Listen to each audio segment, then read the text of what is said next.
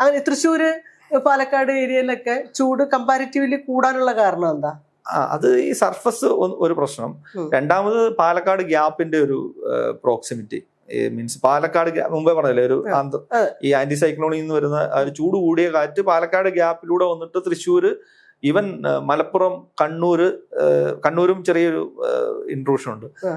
Even 3-4 ജില്ലയിൽ ഈ പറഞ്ഞ പാലക്കാടിന്റെ കൂട്ടുള്ള ഒരു ക്ലൈമറ്റ് ആ സമയത്ത് അനുഭവപ്പെടും. പുനലൂരും ഏകദേശം ആ ഒരു ഇതാണ്. അപ്പം ഒന്നത്.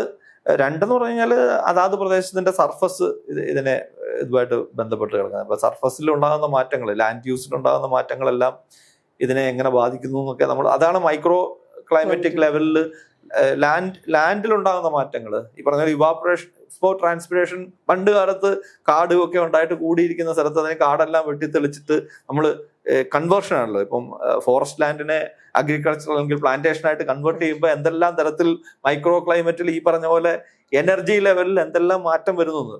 അത് ലേറ്റൻ ഹീറ്റ് എനർജി ആയിരുന്നു പോകുന്നതെങ്കിൽ അതിനെ കൂളിംഗ് ആയിരുന്നു. അതിന് പകരം ഹീറ്റിനെ അബ്സോർവ് ചെയ്യുന്ന തരത്തിലാണ് നമ്മൾ സർഫസ് മോഡിഫൈ ചെയ്യുന്നതെങ്കിൽ നമുക്ക് അവിടെ വാർമിംഗ് എഫക്റ്റേ ഉണ്ടാകത്തുള്ളൂ. അപ്പൊ ലാൻഡ് യൂസ് ഒരു വലിയ കാര്യമാണ്.